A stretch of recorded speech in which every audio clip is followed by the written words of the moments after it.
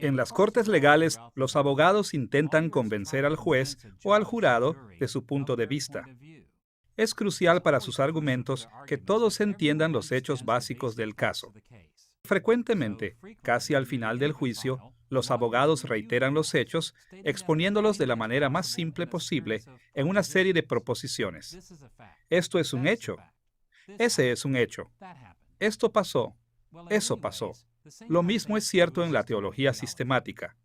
Los teólogos sistemáticos también deben establecer ciertos hechos teológicos.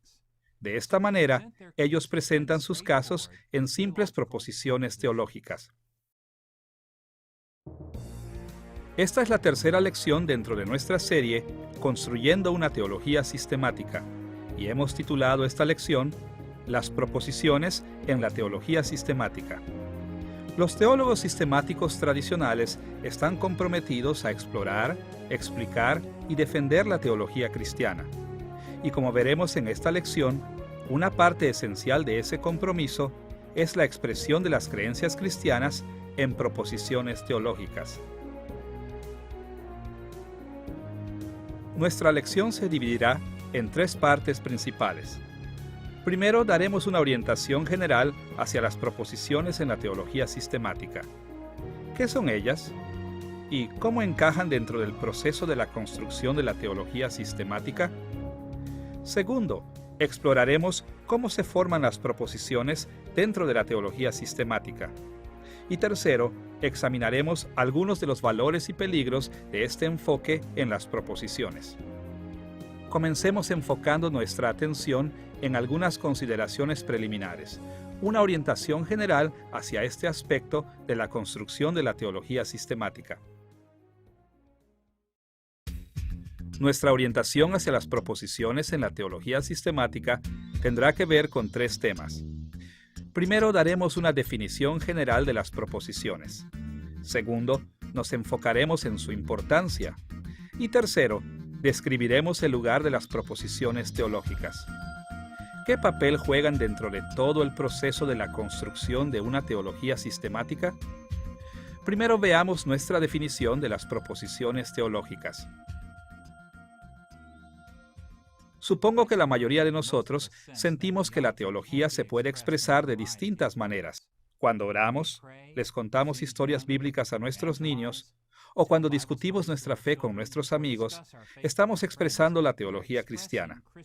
Sin embargo, en la disciplina de la teología sistemática, existe una manera principal de verbalizar la teología, y esa es en la forma de las proposiciones teológicas. Para nuestros propósitos, definiremos las proposiciones teológicas de la siguiente manera. Una proposición teológica es una frase indicativa que afirma lo más directamente posible al menos una declaración teológica objetiva.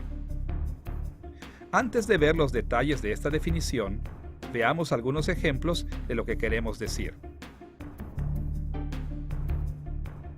En el segundo volumen, segunda parte, capítulo 2, del libro Dogmatic Theology, es decir, la teología dogmática de William Shedd, él hizo las siguientes declaraciones acerca de la obediencia de Cristo en dos aspectos.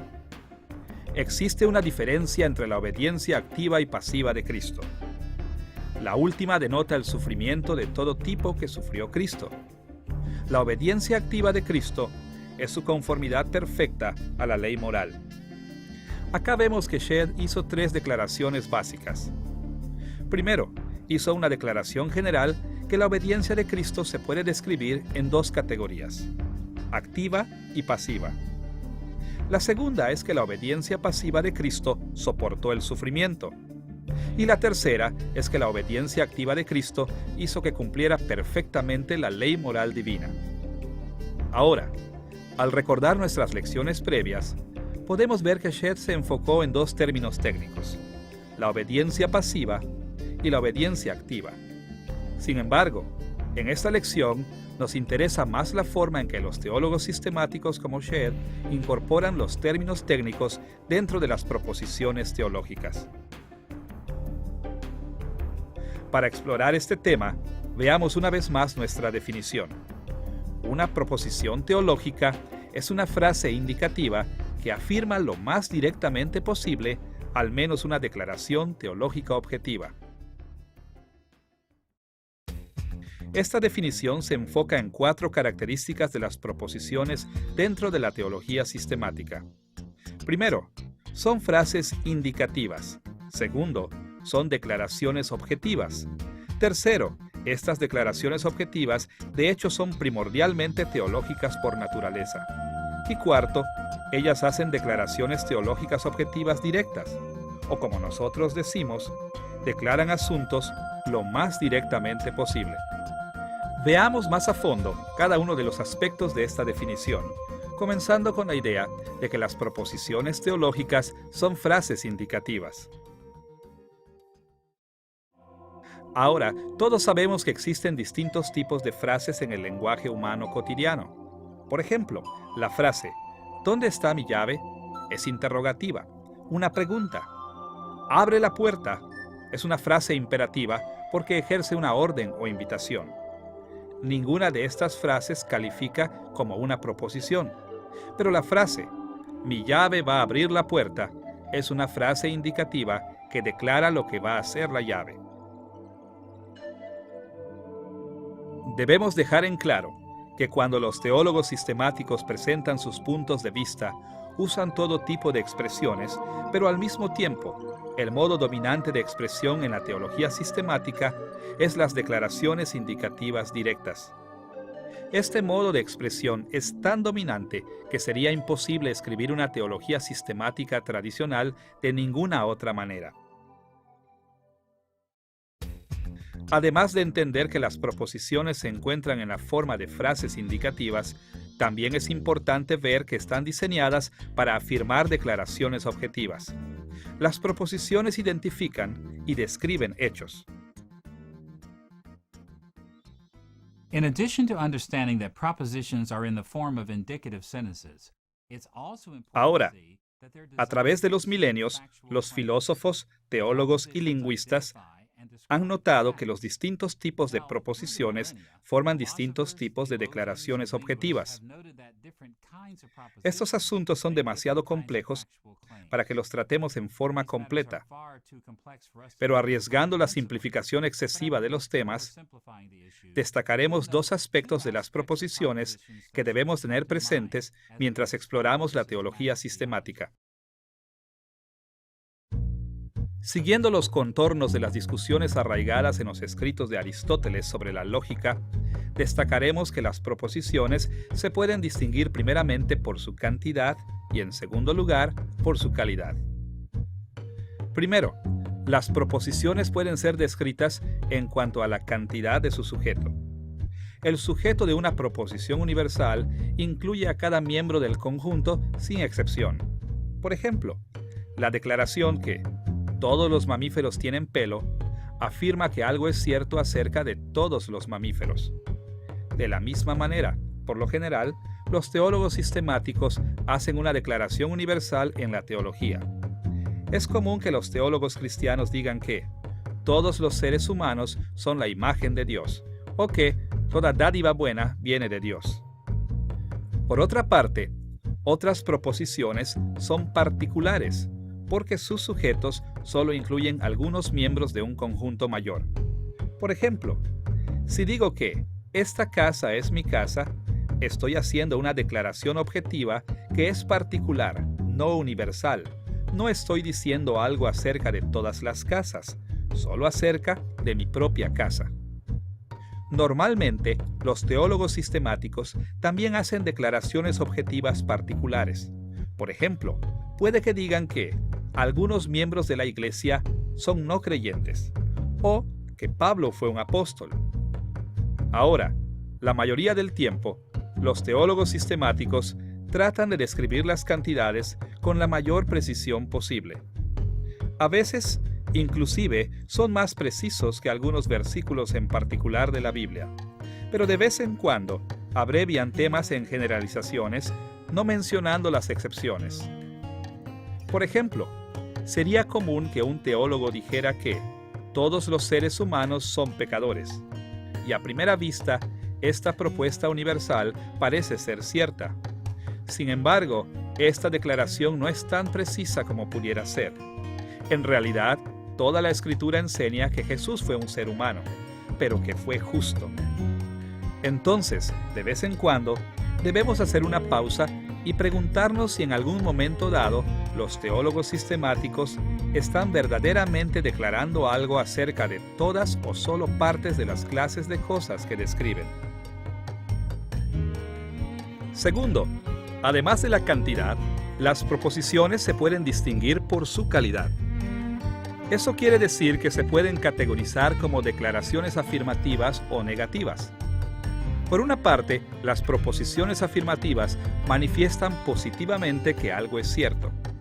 En las conversaciones diarias puede que digamos que este perro es mío. Esta es una declaración particular y afirmativa. Afirma que un perro en particular es una de las muchas cosas que me pertenecen. En la teología sistemática, una proposición que diga que algunos pasajes bíblicos enseñan sobre la santificación también es una proposición afirmativa porque manifiesta que al menos algunos textos bíblicos caen en esta categoría. Una declaración universal y afirmativa en la vida cotidiana indicaría algo como esto: todo lo que perdí es importante para mí, porque manifiesta positivamente que todo lo que perdí es al menos parte de lo que es importante para mí. Por lo general, los teólogos sistemáticos hacen declaraciones similares en su campo de estudio. Por ejemplo, considere la siguiente declaración: todo lo creado fue creado por Dios. Esta proposición afirma que todo lo creado está dentro de las cosas creadas por Dios. Por otra parte, las proposiciones también pueden tener una calidad negativa y puede que sean tanto universales como particulares. Por ejemplo, cuando digo que esta casa no es mi casa, estoy manifestando una proposición particular y negativa. Y si quiero hacer una proposición universal y negativa, puede que diga: nadie en la sala habla inglés. Las declaraciones negativas también aparecen en la teología sistemática. Por ejemplo, Jesús no fue pecador es una proposición negativa y particular. Niega algo con respecto a la persona de Jesús. También encontramos proposiciones negativas universales en la teología sistemática, tales como la declaración que nadie que sigue siendo un no creyente puede ser salvo. Ninguna persona que persiste como no creyente está dentro de los que recibirán la salvación. Es importante que mantengamos presentes estas diferencias en la cantidad y calidad mientras estudiamos la teología sistemática. El confundirlas puede llevar a todo tipo de serios malos entendidos sobre lo que están declarando los teólogos. Ahora debemos volver a la tercera dimensión de nuestra definición. Las proposiciones teológicas hacen declaraciones teológicas. Las proposiciones teológicas no solo hacen declaraciones objetivas, sino que declaraciones teológicas objetivas. Ahora, es cierto que los teólogos sistemáticos se refieren a los hechos de la historia y a los conceptos filosóficos que no encajan perfectamente bajo el rubro teológico. Sin embargo, su tema principal es la teología. Ahora, para entender lo que queremos decir con hechos teológicos, debemos recordar que la teología es un tema bastante amplio. Usted recordará que Tomás de Aquino definió la teología como que si existieran dos asuntos principales. En el libro número 1, capítulo 1, sección 7 de su Suma Teológica, Aquino llamó a la teología la doctrina sagrada y la definió como una ciencia unificada en la que todo lo que trata la doctrina sagrada lo hace teniendo como punto de mira a Dios, bien porque se trata de Dios mismo, bien porque se trata de algo referido a Él. Las palabras de Aquino reflejan una diferencia común que existe dentro de la teología sistemática entre la teología propia, que es el estudio de Dios en sí, y la teología general, el estudio de otros temas que se relacionan con Dios. Junto a esta diferencia común, la teología sistemática se enfoca en los dos niveles de la teología. Por un lado, los teólogos sistemáticos centran su atención en la teología propia, haciendo declaraciones que tienen que ver directamente con Dios. dicen cosas como Dios es santo o Dios creó el mundo. Por otra parte, en un sentido más amplio, los teólogos sistemáticos se encargan de la teología general, las declaraciones acerca de los aspectos de la creación a medida que se van relacionando con Dios. En cuanto a la salvación, normalmente dicen cosas como la salvación es por la gracia de Dios, o en cuanto a la condición de la humanidad, normalmente dicen cosas como toda la gente que vive hoy es pecadora. En este sentido, las proposiciones teológicas se refieren a más temas que a Dios mismo, pero siempre, al menos implícitamente, dentro del contexto de su relación con Dios. En cuarto lugar, es importante notar que los teólogos sistemáticos buscan expresar sus puntos de vista con una alta preocupación en ser directos o sinceros. Por cierto, todos nos damos cuenta que ninguna descripción de lo que sea, en especial de Dios, es absolutamente perfecta. Pero al mismo tiempo, los teólogos sistemáticos se esfuerzan por ser lo más directos posible cuando formulan propuestas teológicas. Sería bastante inusual que un teólogo sistemático simplemente dijera que el Señor es un pastor y que lo dejara así nada más. Esta declaración es certera en las Escrituras, pero los teólogos sistemáticos tienden a evitar las formas indirectas de poner las cosas como en metáforas y otras figuras de lenguaje. Entonces, en vez de decir que el Señor es un pastor, los teólogos sistemáticos tienden a restablecer el asunto más directamente, diciendo que Dios se preocupa de su pueblo con un cuidado providencial especial. Quieren expresarse lo más posible en proposiciones explícitas y directas. Para resumir, debemos tener presente que nos estamos enfocando en un tipo de expresión un tanto específica que domina la teología sistemática. Para nuestros fines, podemos pensar en las expresiones teológicas como frases indicativas que afirman lo más directamente posible al menos una declaración teológica objetiva. Con nuestra definición básica en mente, debemos pasar a un segundo aspecto de nuestra orientación general de este tema. ¿Cuál es la justificación al construir la teología con proposiciones? ¿Qué hace que este proceso sea legítimo?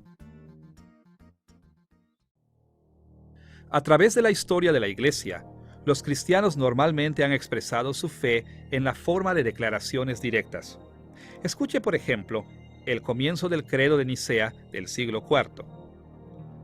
Creo en un solo Dios Padre Todopoderoso, Creador del cielo y de la tierra, y de todo lo visible e invisible. El credo de Nicea enumera además otras proposiciones teológicas muy importantes. Los cristianos también han respaldado muchos otros credos similares a través de los siglos. Al mismo tiempo, a través de la historia, han existido los que han cuestionado la importancia del uso de las proposiciones teológicas. Para nuestros fines, mencionaremos dos objeciones principales que han surgido. Por un lado, los desafíos que surgen de la doctrina de la incomprensibilidad divina, y por otro lado, los desafíos del racionalismo científico moderno. Considere primero cómo la doctrina de la incomprensibilidad ha hecho que surjan preguntas. Todos conocemos las famosas palabras de Isaías capítulo 55, versículos 8 y 9, el fundamento de esa doctrina. Porque mis pensamientos no son vuestros pensamientos, ni vuestros caminos mis caminos, dijo Jehová. Como son más altos los cielos que la tierra, así son mis caminos más altos que vuestros caminos, y mis pensamientos más que vuestros pensamientos. Lamentablemente, en muchos círculos, este y otros pasajes similares se han usado para apoyar la idea de que Dios está tanto más allá de nuestras capacidades mentales que simplemente no lo podemos describir. Dentro de esta visión, decir que Dios es amor es tratar de hablar de algo que verdaderamente no se puede describir. Decir que Jesús es el único camino de salvación es limitar a Dios sin justificación. Ahora, este tipo de pensamiento ha tomado muchas formas a través de la historia. Por ejemplo, Muchos teólogos han argumentado que la única manera de decir cualquier cosa sobre Dios es seguir lo que se conoce en latín como la vía negativa, la manera de la negación. Dentro de esta visión, no podemos hacer declaraciones positivas acerca de Dios, solamente podemos negar cosas sobre Él, contrastándolo con la creación. Solamente podemos decir cosas como: Dios no se limita al espacio, Dios no está sujeto al tiempo, Dios no es físico. A través de la historia, una variedad de teólogos incrédulos y agnósticos han argumentado sencillamente que no somos capaces de describir positivamente a Dios ni a las cosas relacionadas con Él. En contraste con estas perspectivas, como seguidores de Cristo debemos evaluar la importancia de las proposiciones teológicas mediante el testimonio de la Escritura. Los teólogos sistemáticos tradicionales siguen las Escrituras, hablando de la incomprensibilidad de Dios juntamente con el hecho de que Dios puede ser conocido cuando Él mismo se revela. Por un lado, no podemos conocer completamente a Dios, pero por otro lado, sí podemos conocerlo en parte, cuando Él mismo se revela a nosotros.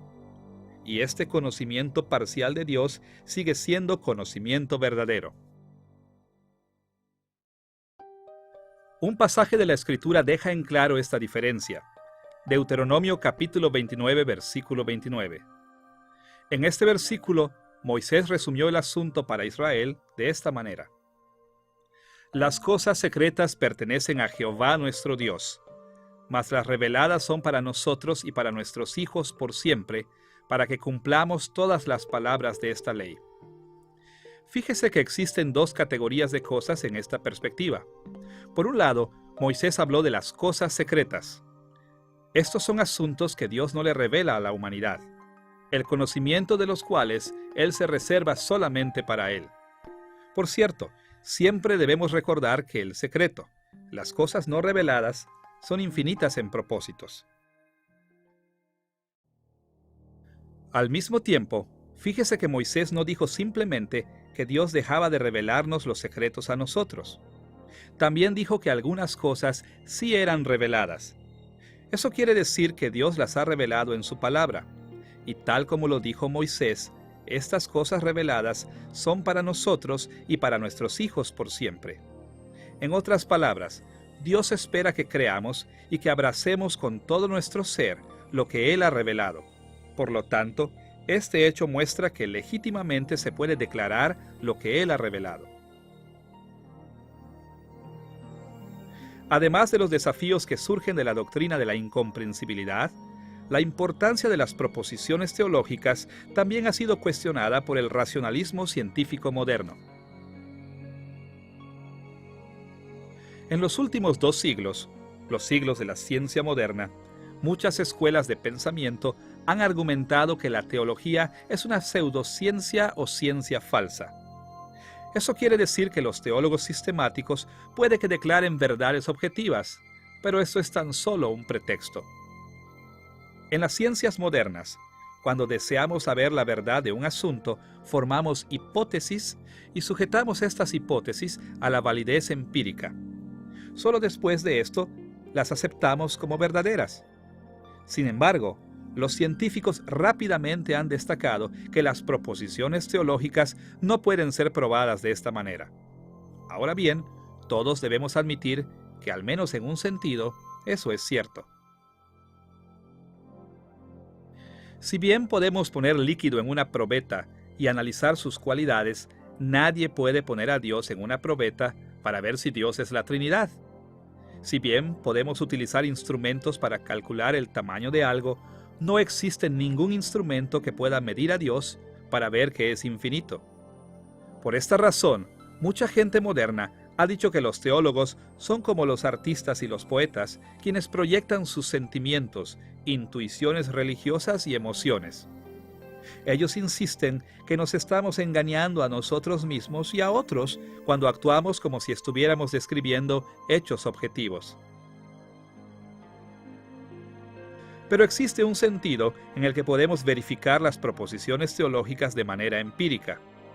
Todo tiene que ver con lo que consideramos evidencia empírica a favor o en contra de nuestros puntos de vista. Como seguidores de Cristo, estamos comprometidos a seguir las normas de verificación de la teología que Él siguió. ¿Y cómo validó Jesús sus propias declaraciones teológicas? ¿Cómo probó Él las proposiciones teológicas de otros?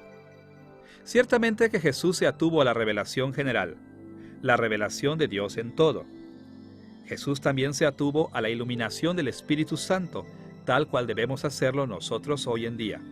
Sin embargo, Jesús enseñó que las Escrituras son infalibles y son la fuente de evidencia más clara y con más autoridad para probar los puntos de vista teológicos. Cuando Jesús quería probar las declaraciones teológicas, normalmente se refería a las Escrituras como su norma empírica. Por ejemplo, en Mateo capítulo 15, versículo 7, cuando Jesús desafió la hipocresía de los fariseos, lo hizo refiriéndose a la Escritura. Ahí leemos las siguientes palabras: Hipócritas, bien profetizó de vosotros Isaías. Si bien Jesús no puso a Dios mismo en una probeta, sí puso a prueba las ideas teológicas. Midió las proposiciones teológicas, evaluándolas cuidadosamente mediante la norma empírica de las Escrituras. Como seguidores de Cristo, no debemos aceptar la responsabilidad que la teología propone ideas acerca de Dios sin ninguna validación empírica. Desde el punto de vista cristiano, las declaraciones de la teología sistemática son más que la expresión de sentimientos religiosos. Ellas son comprobadas y desmentidas por la prueba empírica de las Escrituras. Ahora que hemos visto lo que son las proposiciones teológicas y cómo son maneras legítimas de expresar los hechos teológicos, debemos pasar a una tercera consideración: el lugar que tienen en la construcción de la teología sistemática. En las lecciones anteriores hemos visto que la teología sistemática protestante siguió muchas de las prioridades que los teólogos medievales habían desarrollado a medida que iban interactuando con la filosofía aristotélica. Como resultado, la construcción de la teología sistemática requiere de 4 pasos principales: la formación de términos técnicos que dan paso a la formación de proposiciones, que a su vez dan paso a la formación de declaraciones doctrinales, que a su vez desarrollan un sistema completo de creencias. Ahora, siempre debemos recordar que el hablar de esta manera es un tanto artificial. Los teólogos sistemáticos se involucran en todos estos pasos al mismo tiempo. Pero para ser más claros, sirve pensar en este proceso como una transición de los elementos más sencillos a los más complejos. En el nivel más bajo, los términos técnicos teológicos incluyen los bloques más básicos de la teología sistemática. Sería muy difícil construir una teología sistemática sin una terminología cuidadosamente definida. El segundo paso dentro del proceso es la formación de las proposiciones. Si pensamos que los términos técnicos son como los bloques básicos de la teología sistemática, entonces podemos pensar correctamente en las proposiciones como filas de bloques que explican y elaboran sobre los términos técnicos. Los teólogos sistemáticos crean estos bloques, haciendo declaraciones sobre Dios y la creación en relación con Él. Y si pensamos en las proposiciones como filas de bloques, entonces podemos describir las declaraciones doctrinales como partes de paredes o paredes completas construidas con estas filas de proposiciones. Y por último, el sistema de la teología representa las maneras como los teólogos construyen todo un edificio a partir de las declaraciones doctrinales. Esta analogía sugiere que el lugar esencial que toman las proposiciones en la construcción de la teología sistemática son filas de bloques cuidadosamente puestos que llegan a ser parte de todo el edificio llamado la teología sistemática. Considere, por ejemplo, la siguiente declaración: Jesús es la segunda persona de la Trinidad. Esta declaración cuenta con al menos 2 términos técnicos: persona y Trinidad. Sin embargo, esta proposición no deja desconectados estos términos ni sus conceptos relacionados, sino que los junta en una declaración objetiva directa acerca de Jesús. Ahora, a partir de esta y otras proposiciones, los teólogos sistemáticos pasan a formar toda la doctrina de la Trinidad. Y la doctrina de la Trinidad es parte de la doctrina de Dios, la que es una pared en el edificio que es el sistema completo de la teología cristiana. Es importante recordar que cuando los teólogos razonan o escriben sobre la teología, emplean todo tipo de técnicas retóricas. Proponen ideas y las sustentan con evidencia. Sustentan y hacen un escrutinio de las ideas de otros. Hacen preguntas retóricas. Hacen un seguimiento de los desarrollos de las ideas históricas. Exponen las motivaciones y hacen notar las consecuencias positivas y negativas de las diversas posiciones. Existe una amplia gama de técnicas retóricas a su disposición, pero las proposiciones teológicas sustentan firmemente todas las explicaciones, argumentos, técnicas de defensa y de persuasión que encontramos en la teología sistemática. De esa manera, ellas forman una parte esencial del proceso de construcción de la teología sistemática. Ahora que contamos con una orientación general de las proposiciones en la teología sistemática, debemos pasar a nuestro segundo tema principal, la formación de las proposiciones teológicas. ¿Cómo formulan los teólogos sistemáticos las proposiciones con las que construyen su teología? Los procesos que siguen los teólogos experimentados cuando crean sus proposiciones son bastante complejos. Mientras exploramos cómo las crean, debemos tener presente que nuestra discusión será un tanto artificial. Vamos a destacar algunas de las dimensiones importantes de estos procesos que nos ayudarán a construir la teología sistemática de una manera mucho más responsable. Consideraremos dos enfoques básicos. Primero, hablaremos sobre las proposiciones que surgen de las maneras en que los teólogos sistemáticos interactúan con la filosofía.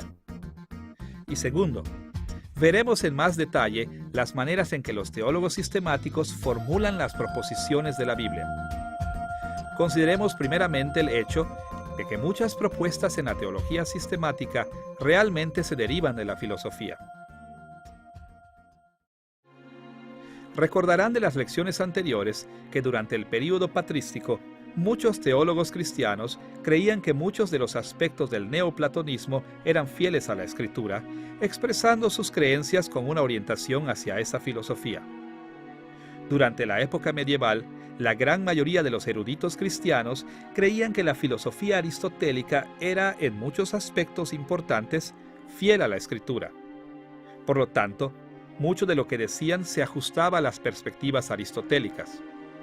Incluso dentro de la teología sistemática protestante, diversas filosofías modernas han provisto, para bien o para mal, orientaciones importantes.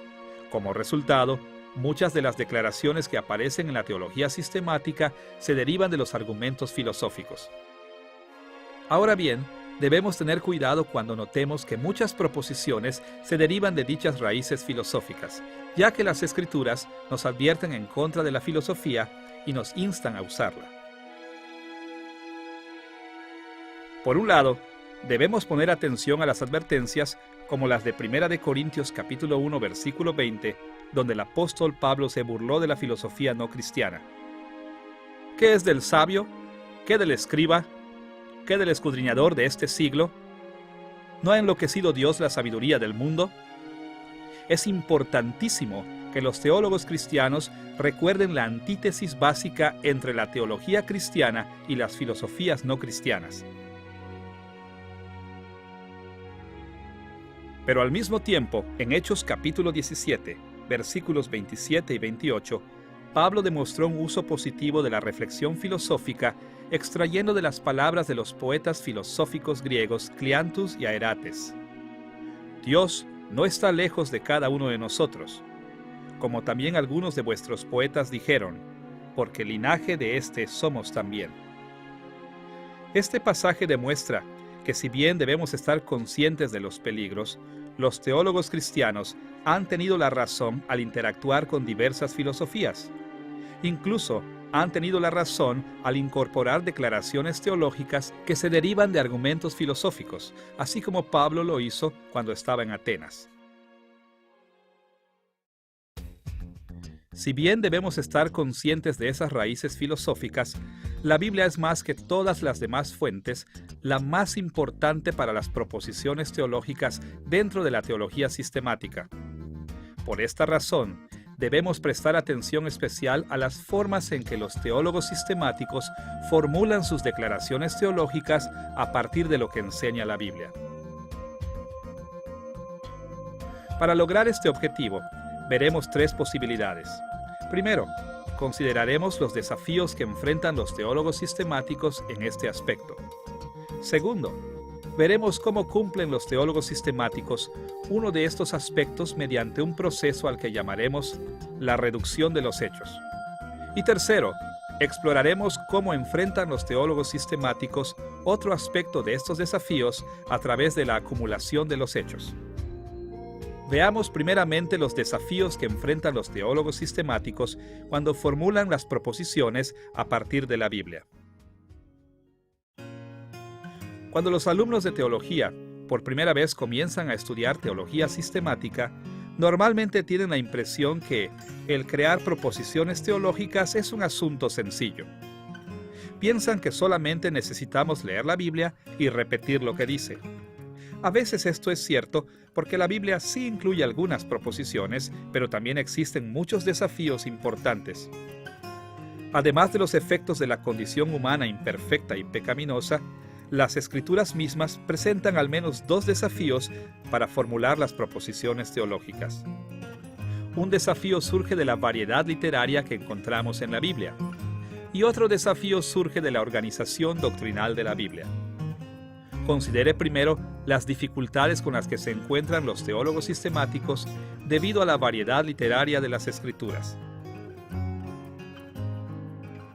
La Biblia no es un terreno literario plano que repite el mismo tipo de material una y otra vez.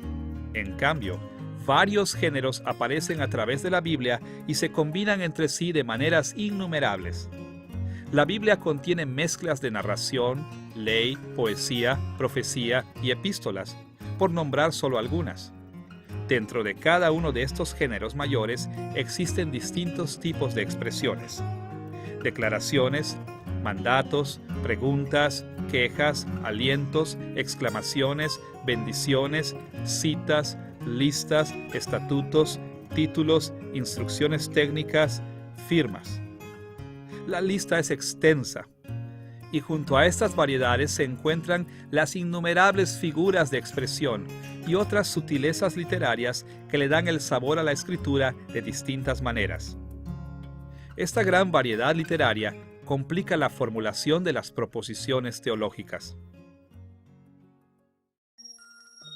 Imagine por un momento que la Biblia fuera un libro que solo consistiera de proposiciones directas, enumerando sencillamente un hecho después del otro. Si este fuera el caso, entonces el uso de la Biblia en la teología sistemática sería relativamente fácil. Pero por supuesto, la Escritura no es así. Es literariamente diversa. Ahora bien, imagine que los teólogos sistemáticos se inclinaran a expresar su teología con una gran variedad literaria. Imagine que sus teologías estuvieran llenas de poesía, narrativas, mandatos, epístolas, quejas, figuras de expresión y similares. Si esto fuera así, entonces una vez más la presentación de la Escritura y de la teología sistemática encajaría muy bien la una con la otra, pero por supuesto, este tampoco es el caso.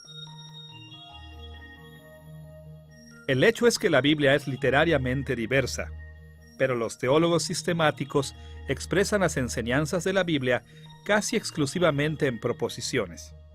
De hecho, los teólogos sistemáticos tienen que comprimir todos los diversos tipos de literatura que encuentran en la Biblia en un tipo específico de expresión. Y esta disparidad es uno de los mayores desafíos a los que se enfrentan los teólogos sistemáticos. Un segundo desafío que presentan las Escrituras para los teólogos sistemáticos es la forma en que la Biblia organiza sus doctrinas. En otras palabras, las Escrituras no tratan temas particulares en unidades claras y completas. En cambio, el mismo tema normalmente se trata en partes dispersadas a través de la Biblia. Y esta característica de la Escritura es la que también desafía a los teólogos sistemáticos. Imagine que la Biblia fuera distinta en este aspecto. Suponga que la Biblia narrara una doctrina a la vez. Suponga que la Biblia tratara normalmente un tema, lo razonara extensamente y luego pasara al siguiente tema. Si así fuera el caso, entonces quizás los teólogos sistemáticos podrían leer cada porción de la Biblia y formular de manera sencilla las declaraciones teológicas basadas en cada parte de la Biblia. Pero por supuesto, así no es como presenta la Biblia sus temas teológicos. O imagine que los teólogos sistemáticos fueran menos ordenados y que tocaran un pequeño aspecto de una primera doctrina. Luego supongamos que comúnmente trataran muchas otras porciones de otras doctrinas antes de volver a tratar un segundo aspecto de la primera doctrina. Si estuvieran satisfechos con tratar un asunto por aquí y otro por allá en pedazos, entonces quizás les sería relativamente fácil trabajar con la Escritura. Pero por supuesto, esto no es lo que los teólogos sistemáticos quieren hacer. Ellos quieren presentar las enseñanzas de la Escritura de la manera más completa y ordenada posible, y como resultado, tienen que trabajar arduamente para combinar la información de todos los lugares de las Escrituras. Las Escrituras tocan aspectos de los temas teológicos de diversas maneras en distintos lugares, y esta característica de la presentación bíblica de la teología es otro gran desafío para los teólogos sistemáticos. Ahora que hemos visto dos de los principales desafíos a los que se enfrentan los teólogos sistemáticos cuando trabajan con la Escritura, debemos volver nuestra atención al proceso de la reducción objetiva. Esta es la estrategia que utilizan los teólogos sistemáticos para superar el desafío de la variedad literaria de la Biblia. En términos sencillos, la reducción objetiva es el proceso de enfoque en los hechos teológicos que enseñan los pasajes bíblicos y la puesta al margen de otras dimensiones de estos mismos pasajes. Así como con el lenguaje humano en general, los pasajes de la Biblia fueron diseñados para que tuviesen múltiples impactos en sus lectores.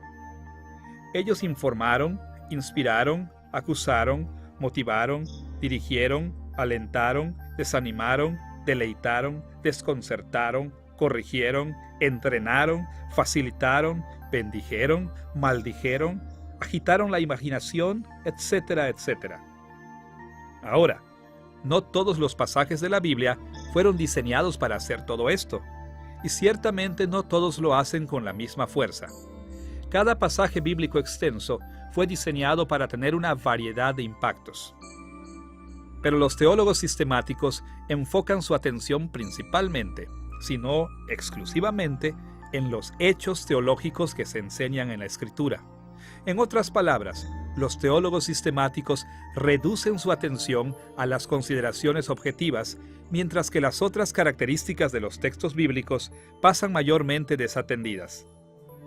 Ahora, el proceso de reducción de la Escritura a sus hechos es relativamente directo cuando los pasajes bíblicos han sido diseñados principalmente para afirmar declaraciones objetivas. En estas situaciones, los teólogos sistemáticos sencillamente hacen notar los hechos explícitos e implícitos presentes en un texto bíblico y luego se enfocan en aquellos hechos que son pertinentes a sus razonamientos. Considere 2 de Timoteo capítulo 3 versículo 16 como un ejemplo de un pasaje que se enfoca en los hechos. Ahí Pablo dice que toda la Escritura es inspirada por Dios y útil para enseñar, redarguir, corregir y para instruir en justicia. Ahora, en el contexto general, podemos darnos cuenta que este versículo fue diseñado para que fuera mucho más que un simple catálogo de hechos acerca de la Biblia. Pablo conectó este versículo con el contexto anterior para motivar a Timoteo a que prestara atención cuidadosa a las Escrituras. Por lo menos, este versículo fue diseñado para alentar y motivar a que Timoteo renovara sus compromisos con las Escrituras. Pero una dimensión prominente de este complejo diseño tenía que hacer varias declaraciones teológicas explícitas, y los teólogos sistemáticos hacen bastante uso de este pasaje porque les interesan estas declaraciones teológicas objetivas. Los hechos explícitos de este pasaje se pueden resumir en una serie de propuestas afirmativas y universales. Toda la Escritura es inspirada por Dios. Toda la Escritura es útil para enseñar. Toda la Escritura es útil para redarguir. Toda la Escritura es útil para corregir. Toda la Escritura es útil para instruir. Estas propuestas reflejan las consideraciones objetivas que comunica explícitamente este versículo. Además de estas declaraciones explícitas, este versículo conlleva de manera lógica un número de declaraciones implícitas que también son de interés para los teólogos sistemáticos. Por ejemplo, es justo decir que Dios deseaba comunicar su voluntad. Este pasaje también implica que la atención a la Escritura es vital para la santificación. Y aunque Pablo habló específicamente de las Escrituras del Antiguo Testamento, dio a entender que las Escrituras del Nuevo Testamento también son inspiradas y útiles de estas maneras.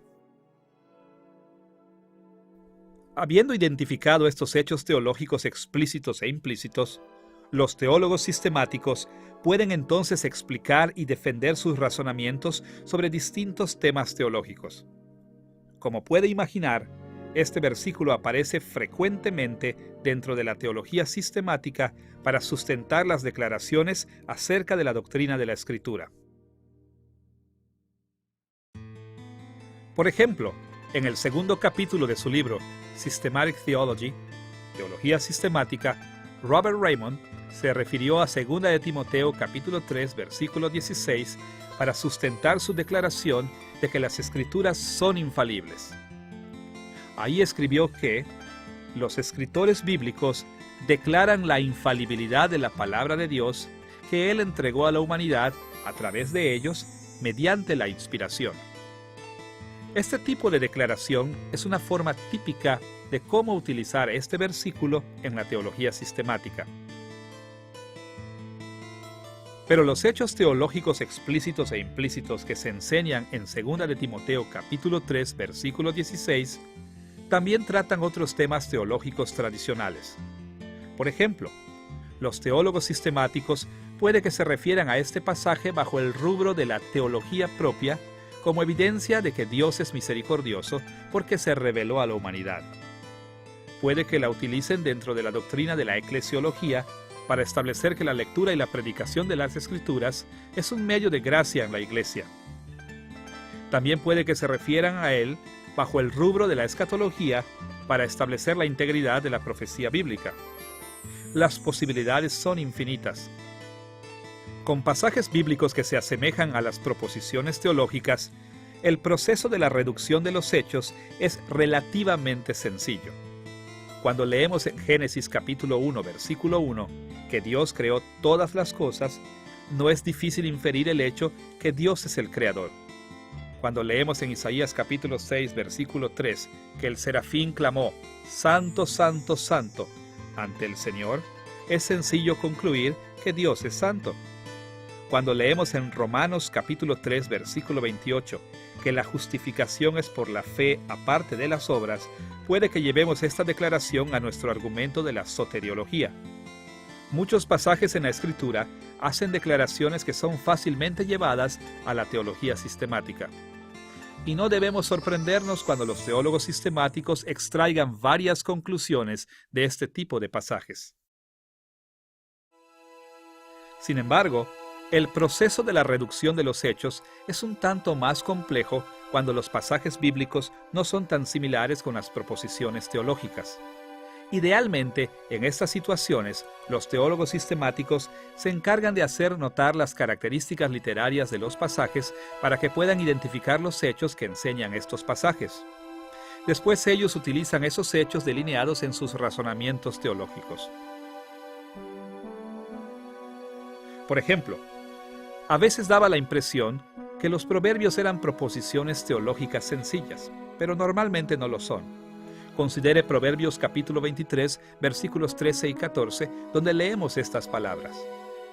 No rehúses corregir al muchacho. porque si lo castigas con la vara, no morirá. Lo castigarás con la vara y librarás su alma del Seol. Ahora, a primera vista, este proverbio da la impresión que está haciendo dos declaraciones objetivas. Dice de un muchacho que es disciplinado que no morirá. Y dice de un padre que disciplina a su hijo que librará su alma del Seol. Pero en el género de los proverbios, las declaraciones como estas casi nunca son proposiciones directas. Un intérprete cuidadoso verá que estos versículos no están haciendo declaraciones ni garantías directas con respecto a la eficacia de la disciplina. En cambio, estos versículos animan a que los padres sabios disciplinen a sus hijos, porque la disciplina tiende a producir resultados positivos en las vidas de sus hijos. De hecho, tal como lo indican las primeras partes de estos versículos, este proverbio fue diseñado principalmente como una exhortación para los padres. El sabio dijo: no retengas la disciplina, castígalo. A los padres se les aconseja que disciplinen a sus hijos.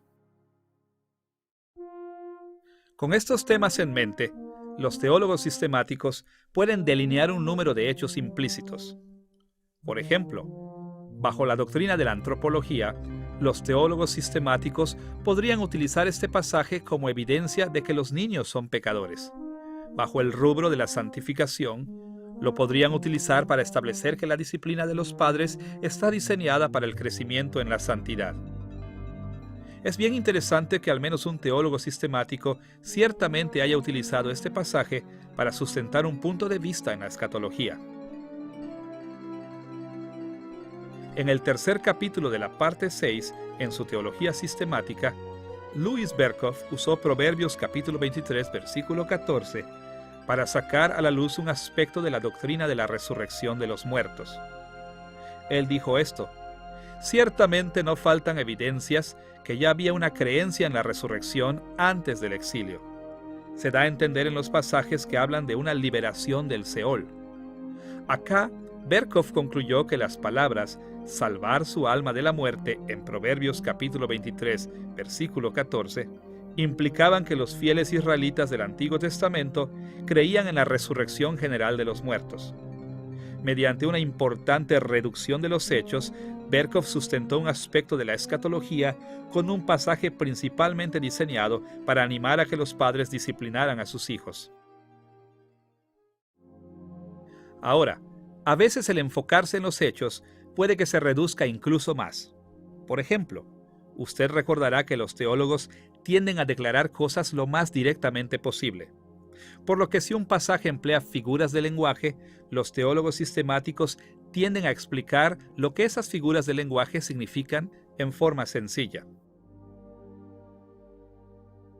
Considere este tipo de reducción dramática de los hechos en el capítulo 48 del libro Christian Theology, Teología Cristiana, de Millard Erickson, donde discute la palabra de Dios como un medio de la gracia.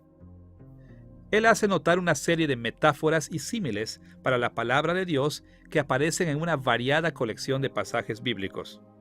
Tal como él lo dijo, existe una rica serie de imágenes que representan la naturaleza y función de la palabra de Dios: un martillo, un espejo, una semilla, la lluvia y la nieve, la leche, la carne sólida, el oro y la plata, una lámpara, una espada y un fuego. Ahora, el hecho que Erickson haya mencionado estas imágenes es un tanto inusual para la teología sistemática. Sin embargo, debemos notar que más que tratar de explorar el rico impacto imaginativo que estas imágenes tienen en los lectores, él las resumió a través de la reducción de los hechos en una proposición directa y sencilla. Como él lo dijo, estas imágenes transmiten la idea que la palabra de Dios es poderosa y capaz de lograr grandes obras en la vida de la persona. Ahora, no puedo imaginar a nadie que esté seriamente en desacuerdo con su evaluación, pero también queda claro que esta evaluación es el producto de una reducción de los hechos bien extensa, dejando a un lado el impacto más amplio de estas imágenes en favor de la declaración sencilla de un hecho que ellos hayan probado. Como pueden imaginarse, el proceso de la reducción de los hechos funciona de esta manera con muchos pasajes. Por ejemplo, podemos deducir del primer mandamiento en Éxodo capítulo 20, versículo 3, donde Dios dice que no debe haber otros dioses delante de Él, que el Dios de la Escritura es supremo sobre todos los otros poderes sobrenaturales. Podemos concluir del primer versículo de Salmo 105, que llama a la alabanza a Dios, que Dios es digno de alabanza. Si bien los pasajes bíblicos fueron diseñados para impactar a sus lectores de diversas formas, los teólogos sistemáticos casi siempre se enfocan en el contenido objetivo y explican estos hechos en proposiciones teológicas directas. Los teólogos sistemáticos superan el desafío de la variedad de la literatura bíblica mediante el proceso de la reducción de los hechos. Sin embargo, tratan el desafío de la organización doctrinal bíblica mediante el proceso que llamaremos la recopilación de los hechos. Ya que las enseñanzas de la Escritura sobre temas en particular están dispersas a través de toda la Biblia, los teólogos sistemáticos tienen que comparar o recopilar pasajes de todas partes de la Biblia a medida que van formulando sus propuestas. No es inusual ver pasajes de Génesis puestos al lado de pasajes de Romanos, o partes de los Salmos puestos al lado de versículos de Santiago, o partes de Mateo al lado de Apocalipsis. Sacan los pasajes de distintas partes de la Biblia y los asocian entre sí porque enseñan hechos teológicos relacionados. Este proceso de comparar hechos de distintas partes de la Escritura sigue muchos modelos distintos, pero para mayor claridad, hablaremos de dos maneras principales de cómo se hace esto. Por un lado, algunos pasajes se recopilan porque repiten los mismos hechos, y llamaremos este proceso recopilación repetitiva. Por otro lado, algunos pasajes se recopilan porque juntos componen una declaración teológica completa, y llamaremos este proceso recopilación composicional. Veamos estos dos procesos. En primer lugar, los teólogos sistemáticos normalmente formulan proposiciones teológicas extrayendo de pasajes que repiten la misma idea básica. Muchas veces nosotros pensamos de esta manera en la vida cotidiana. Supongamos que usted ha perdido dinero. ¿Qué es lo que hace? Puede que cuente el dinero en su bolsillo una vez, pero si todavía no está seguro, puede que lo siga contando una y otra vez hasta que por fin se convence de que sí lo perdió o de que no lo perdió. Bueno, en muchas maneras, eso es lo que hacen los teólogos sistemáticos cuando comparan las escrituras que repiten los mismos hechos teológicos. Puede que sospechen que han entendido correctamente un pasaje. Puede que crean que han formulado una propuesta teológica verdadera de aquel pasaje. Por lo tanto, investigan distintas partes de la Biblia para ver si el mismo tema se repite. Por ejemplo, cuando Louis Berkhof habló sobre la deidad de Cristo en el 8º capítulo de la primera parte de su teología sistemática, él declaró lo siguiente: la Biblia declara explícitamente la deidad del Hijo. Pero porque Berkhof estaba consciente que mucha gente ha negado esta declaración, no sustentó su punto de vista con tan solo un pasaje. En cambio, destacó que este hecho teológico se declara explícitamente en Juan capítulo 1, versículo 1, en Juan capítulo 20, versículo 28, en Romanos capítulo 9, versículo 5, Filipenses capítulo 2, versículo 6, Tito capítulo 2, versículo 13 y Primera de Juan capítulo 5, versículo 20. En este caso, Berkhof comparó versículos de distintos libros del Nuevo Testamento porque repetían la misma enseñanza. La mayoría de nosotros hemos oído el principio que dice que siempre debemos buscar apoyo de una variedad de pasajes para corroborar doctrinas importantes, que es fácil malinterpretar una sola referencia bíblica. Una forma de confirmar que hemos entendido correctamente la declaración de un pasaje es mostrando que la misma declaración se repite en otras partes de la Biblia.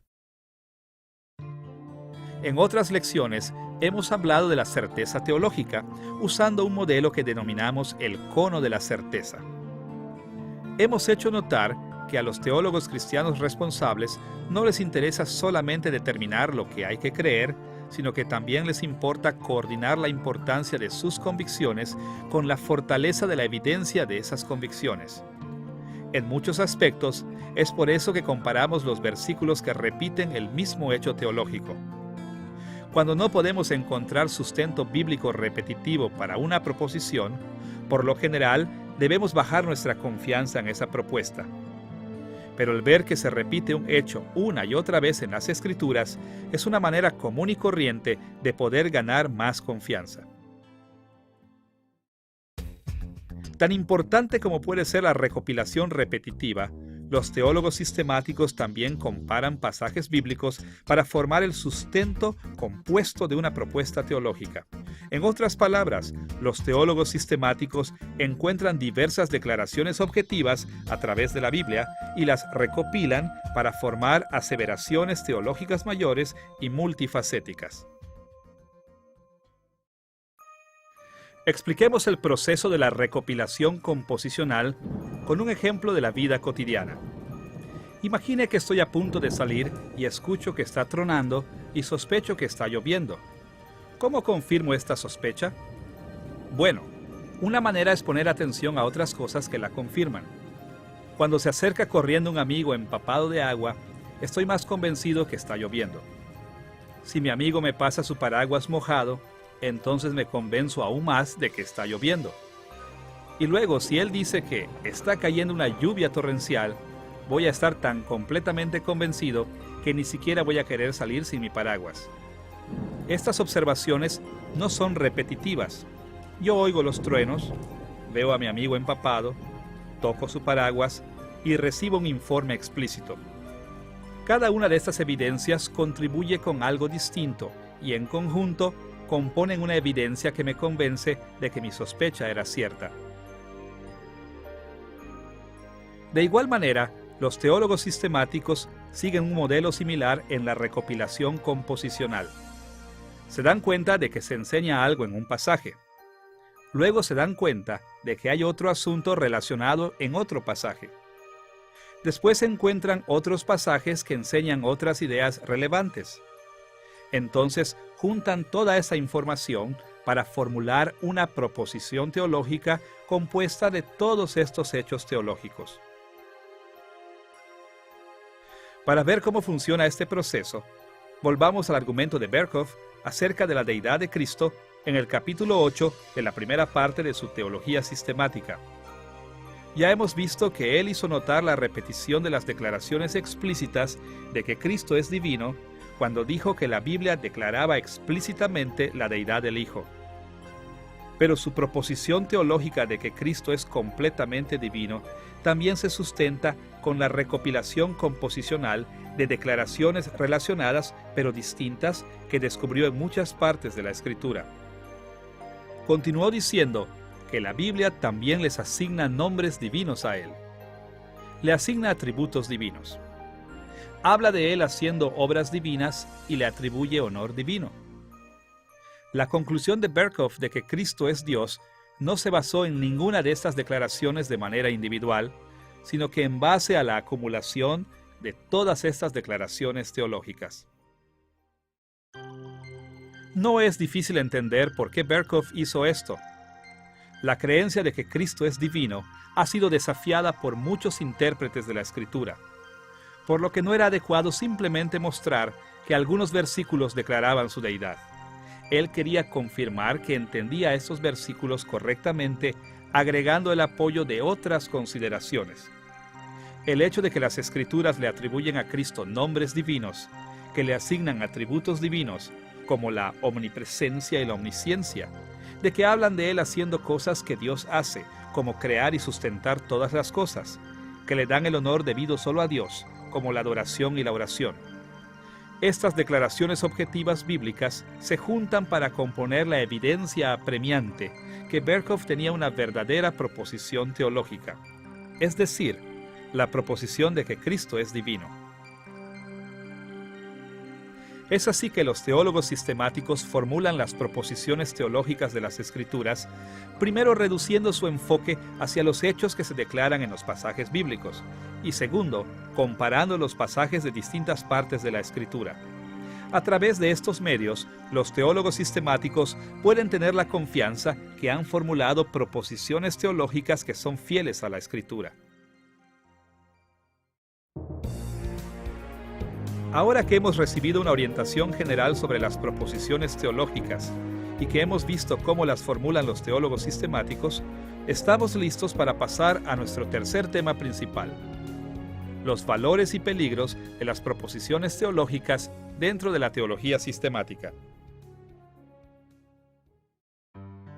Mientras vamos explorando este asunto, seguiremos el modelo de las lecciones previas de esta serie, considerando los efectos de las proposiciones en tres recursos principales para la construcción de la teología cristiana.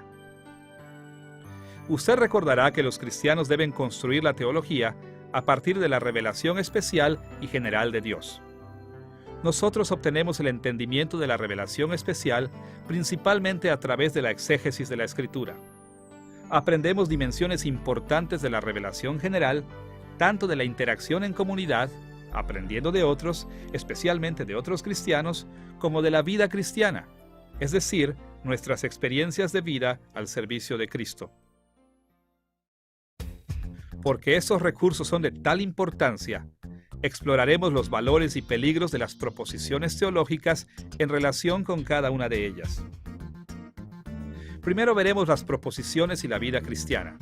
Segundo, exploraremos las proposiciones en relación con la interacción en comunidad. Y tercero, examinaremos las proposiciones en conexión con la exégesis de la Escritura. Veamos primero el recurso teológico de la vida cristiana. La vida cristiana se resume en el proceso de la santificación personal, y como hemos visto en otras lecciones, la santificación personal se lleva a cabo a nivel conceptual, conductual y emocional, o como lo decimos, en los niveles de la ortodoxia, la ortopraxis y la ortopatía. El tiempo no nos va a permitir explorar todas las formas cómo afectan las proposiciones teológicas a estos diversos aspectos de la santificación. Por lo tanto, nos vamos a limitar a una forma principal en que pueden mejorar y una forma principal en la que pueden impedir la vida cristiana. Veamos primero una forma en cómo las proposiciones teológicas pueden mejorar nuestros intentos de vivir para Cristo. Una de las mayores ventajas de las proposiciones teológicas tradicionales es que ellas expresan clara y brevemente muchos aspectos importantes de nuestra fe. En la actualidad, la mayoría de los cristianos no son capaces de expresar exactamente lo que creen. Y ya que no podemos hacer resúmenes satisfactorios de nuestras creencias, normalmente se nos hace difícil vivir para Cristo en nuestras vidas cotidianas. Recuerdo que una vez hablé con una joven que no se sentía cómoda con el hecho de que su iglesia toleraba ciertos estilos de vida inmorales entre sus miembros, pero ella no quería irse. Ella me dijo, no sé qué hacer. Recibo tanto de las predicaciones que no quiero dejar de asistir a mi iglesia. Entonces le pregunté, ¿cuáles crees que son las características de la iglesia verdadera? Ella me miró con una mirada en blanco y por último me dijo, no sé. Entonces le dije, no creo que vayas a poder decidir qué hacer con respecto a tu iglesia hasta que no decidas qué es lo que crees que debe caracterizar a una iglesia verdadera. Después le dije, la teología protestante enseña que existen tres características de la iglesia verdadera. Ellas son la predicación fiel de la palabra, la fiel administración de los sacramentos y la práctica fiel de la disciplina de la iglesia. Me dijo, me hubiera gustado que alguien me hubiera dicho eso antes. En el mundo moderno, normalmente los cristianos no quieren tomar el tiempo para aprender ni siquiera las declaraciones más básicas del cristianismo, por lo que sustituyen proposiciones teológicas bien formuladas con opiniones basadas en sentimientos o sin base. Pero el resultado de esto es normalmente el mismo. Cuando debemos tomar decisiones importantes, cuando nos enfrentamos con decisiones morales cotidianas, no sabemos qué hacer porque no somos capaces de expresar proposiciones teológicas bien formuladas. La teología sistemática tradicional nos ha entregado muchas proposiciones que son fieles a la Escritura. y el aprenderlas es una de las cosas más útiles que pueden hacer los cristianos a medida que buscan vivir para Cristo. Ahora, tan bueno como pueda ser la familiarización con las proposiciones teológicas tradicionales, también puede ser el caso de que el enfatizarlas mucho o el confiar demasiado en ellas puede realmente impedir la vida cristiana. Una manera en que esto es cierto es que los cristianos que estudian la teología sistemática por lo general piensan que un conjunto de proposiciones teológicas es todo lo que necesitan para tomar decisiones prácticas en la vida cristiana. Ahora, como ya hemos visto, las proposiciones teológicas pueden ser muy útiles, pero al mismo tiempo, siempre debemos recordar que existe una brecha entre las proposiciones normales de la teología y las opciones que debemos decidir como cristianos. Las proposiciones teológicas típicamente son bastante abstractas o tratan asuntos distintos a los que estamos enfrentando. Por lo tanto, no tratan específicamente las situaciones que estamos enfrentando y como resultado no pueden siempre ofrecer suficiente dirección para las decisiones prácticas que debemos tomar. Lamentablemente, los creyentes que se involucran demasiado en las proposiciones, por lo general no se dan cuenta de cuán grande es esta brecha. Se convencen a sí mismos de que todo lo que tienen que hacer es pensar de manera lógica sobre un conjunto de proposiciones y luego todo va a tener sentido. Pero en realidad, en toda decisión que tomemos como cristianos, debemos depender no tan solo de las proposiciones teológicas, sino que también de las cosas como los detalles de nuestra situación y el ministerio personal del Espíritu Santo. Debemos utilizar estos aspectos de la revelación general para cubrir la brecha entre los principios teológicos y las decisiones de la vida real. Volvamos al ejemplo de la joven que estaba pensando en dejar su iglesia. Apenas supo cuáles eran las 3 características de la iglesia: la predicación fiel, la administración fiel de los sacramentos y el ejercicio fiel de la disciplina de la iglesia, rápidamente se convenció de abandonar su iglesia. Pero inmediatamente le advertí: espera un minuto. Ninguna iglesia tiene las 3 características de la iglesia en forma perfecta. Debes considerar cuidadosamente tu iglesia y decidir qué tan malas son las cosas. Y más que esto, debes pasar tiempo en oración, buscando la dirección del Espíritu Santo para que puedas tomar una decisión firme. Solo entonces podrás irte con una conciencia limpia. En otras palabras, le estaba diciendo a esa joven de que a pesar de que las proposiciones teológicas son tan importantes, el depender solamente en las proposiciones teológicas realmente podía impedir su vida cristiana. Antes de actuar, ella debía considerar la revelación en general. Debía entender bien su situación y someterse al ministerio personal del Espíritu. Además de entender cómo las proposiciones teológicas pueden traer ventajas y desventajas a la vida cristiana, también debemos estar conscientes de cómo influyen en nuestra interacción en comunidad. La interacción en comunidad nos ayuda a enfocarnos en la importancia que tiene el cuerpo de Cristo en nuestras vidas.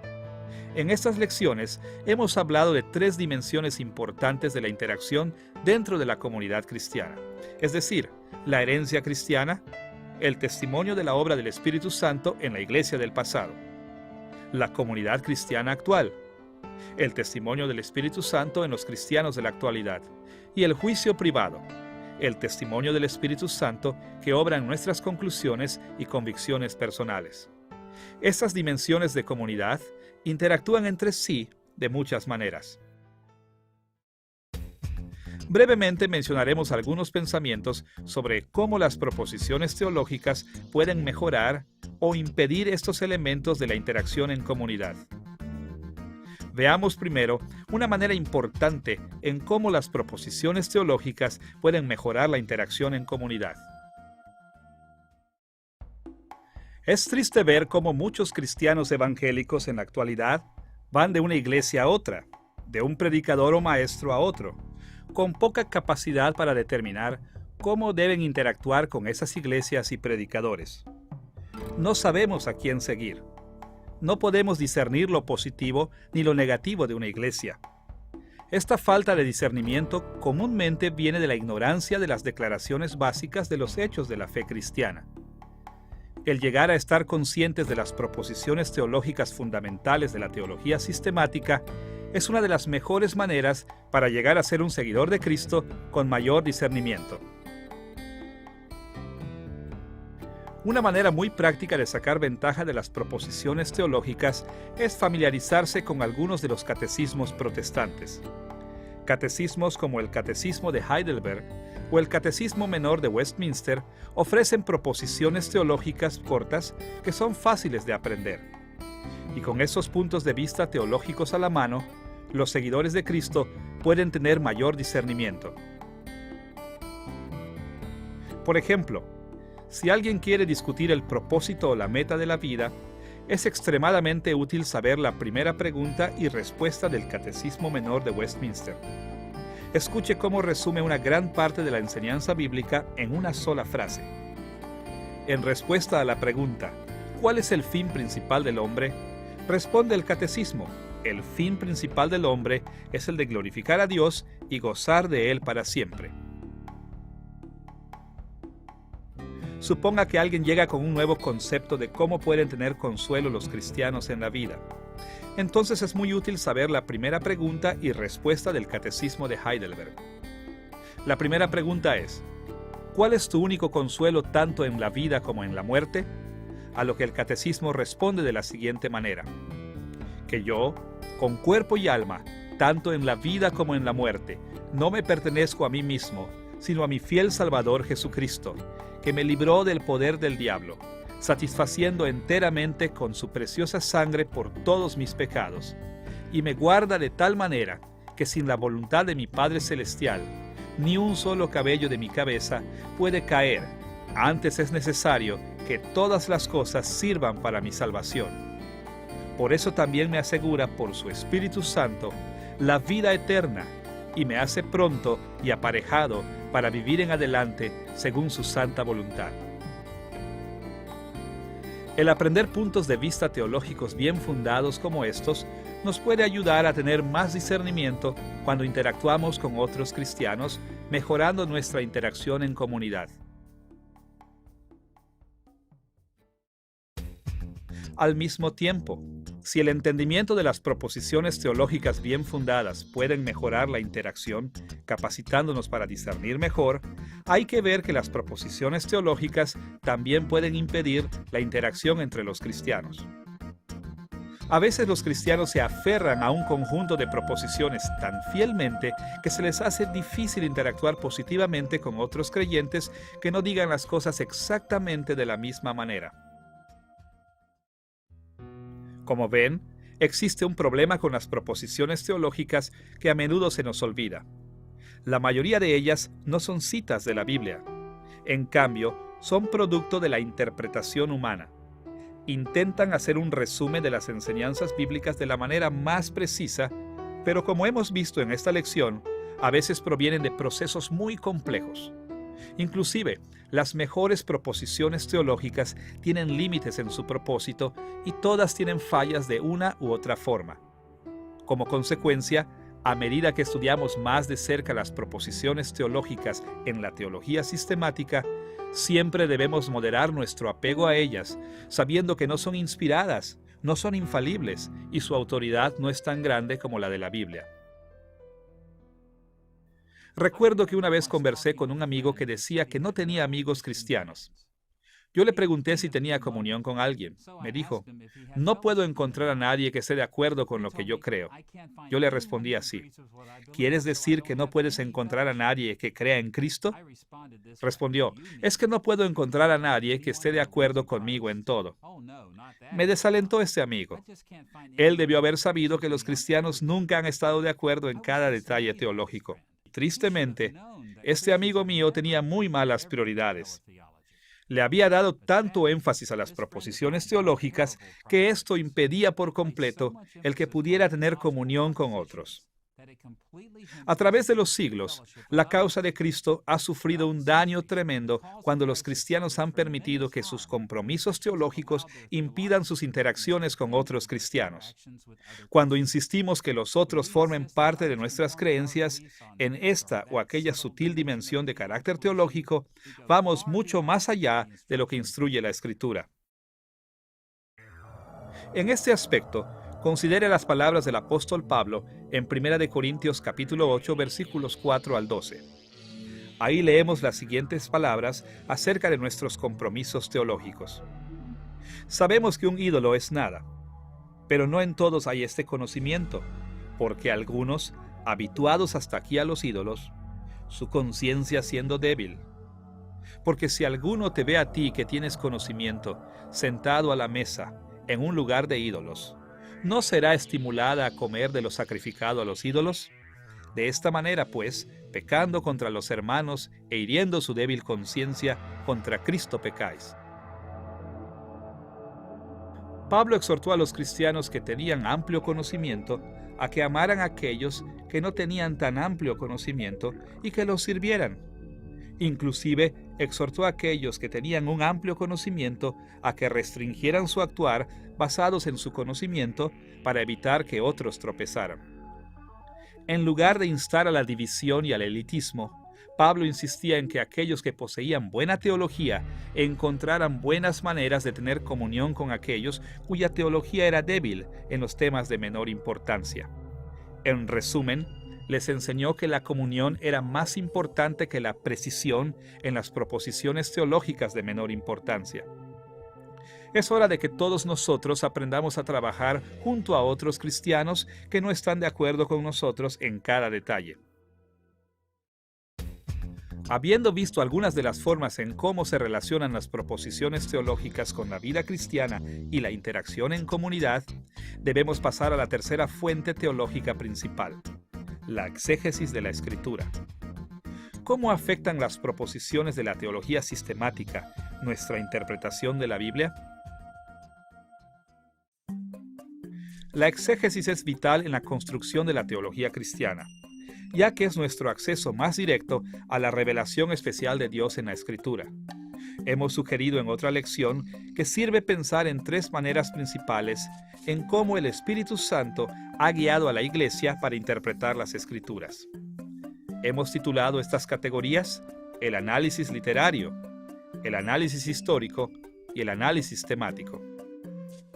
El análisis literario ve a las Escrituras como una pintura, como representaciones artísticas diseñadas por autores humanos para que influyan en sus audiencias originales mediante sus características literarias únicas.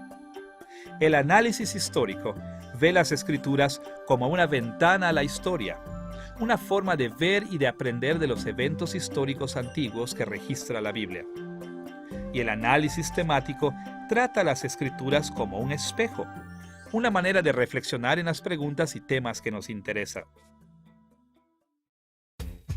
Con estos contornos de la exégesis en mente, debemos explorar las formas en cómo las proposiciones teológicas pueden mejorar o impedir nuestra interpretación de la Biblia. Una de las maneras más obvias en que las proposiciones nos ayudan en la exégesis es la manera en cómo clarifican las declaraciones teológicas a través de la Biblia.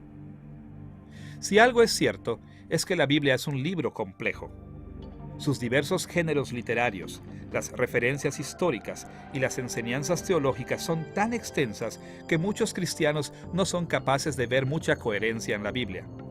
Y como resultado, muchos de nosotros quedamos satisfechos con la búsqueda y el estudio de tan solo pequeñas porciones de la Escritura para aprender algunos principios de por aquí y de por allá de este o ese pasaje. Tan pronto como empezamos a expandir nuestro conocimiento de la Biblia, nos encontramos perdidos en la confusión. A esta confusión llega la ayuda de siglos de interpretación fiel mediante las proposiciones teológicas de la teología sistemática. Por siglos, los cristianos bien informados han investigado las Escrituras para descubrir las declaraciones teológicas que aparecen ahí. Y el conocer esos resúmenes de la enseñanza de la Escritura puede darnos guías útiles mientras nos abrimos camino a través del variado terreno de la Biblia. Les recomiendo a mis alumnos que una manera útil de entrar en la enseñanza de cualquier pasaje bíblico es buscar las maneras en que el pasaje toca los temas teológicos importantes que aparecen dentro de la teología sistemática. No toda porción de la Biblia tendrá algo que decir con respecto a cada proposición teológica, sino que la lectura de un pasaje, teniendo en mente las proposiciones teológicas básicas, normalmente servirá para entregar una orientación de un pasaje bíblico. Por ejemplo, puede que preguntemos, ¿acaso Génesis capítulo 1 enseña acerca de Dios como lo enfatizan los teólogos sistemáticos? Bueno, entre otras cosas, enseña que Dios es el creador del universo. ¿Y qué dice acerca de los seres humanos, que es enfatizado por la teología sistemática? Bueno, enseña que somos criaturas, que somos la imagen de Dios y que Dios nos ha mandado ejercer dominio sobre la tierra. El aprendizaje de cómo los pasajes específicos se refieren a las declaraciones de los hechos de la teología sistemática es una de las mayores ventajas de la exégesis que ofrece la teología sistemática. Tan valiosas como sean las proposiciones para la exégesis, también debemos estar conscientes de una de las maneras más importantes en cómo pueden impedir nuestra interpretación de la Escritura.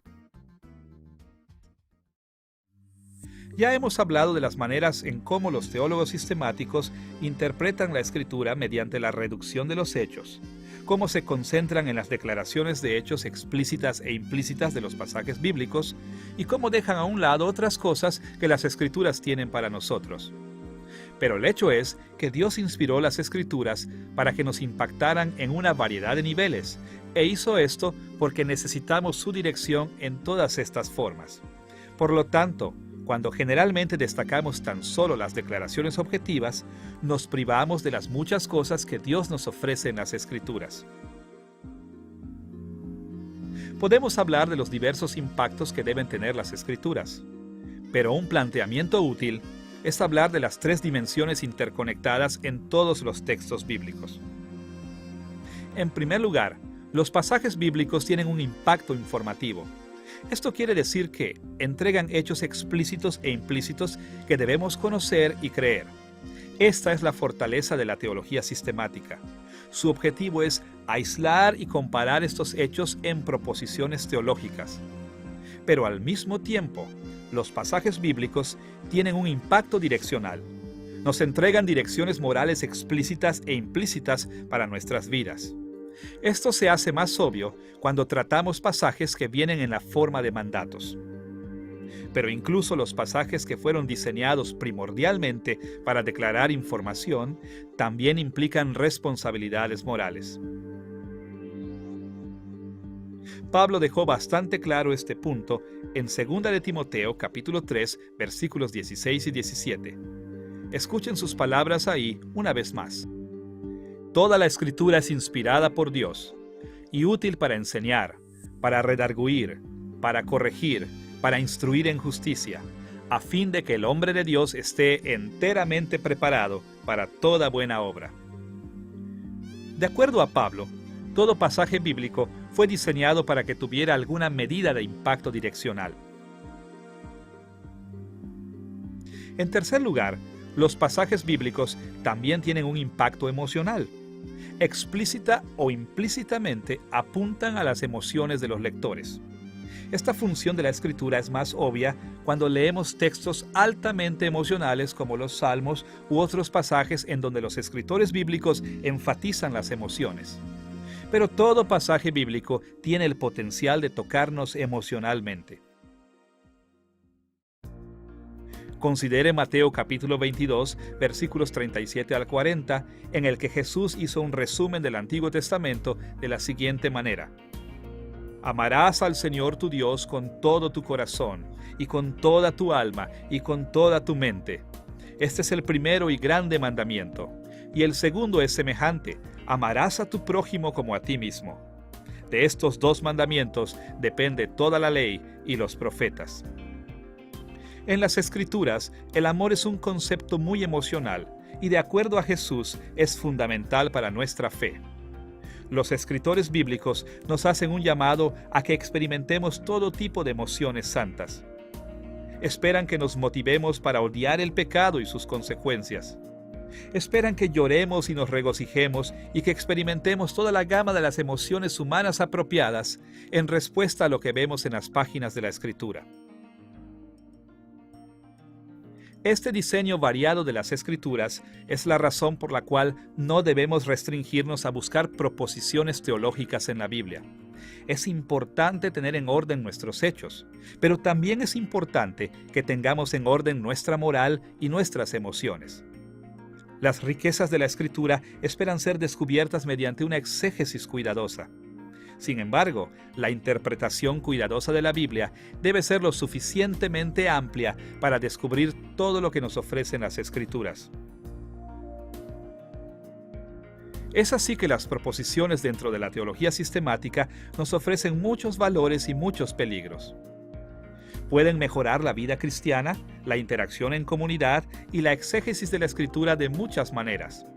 Pero también pueden impedir nuestro acceso a estos tres principales recursos teológicos. En esta lección hemos explorado las proposiciones y la teología sistemática, y hemos llegado a un entendimiento básico de lo que son y por qué son importantes. También hemos visto cómo se formulan las proposiciones dentro de la teología sistemática, y hemos explorado algunos de los valores y peligros que presentan.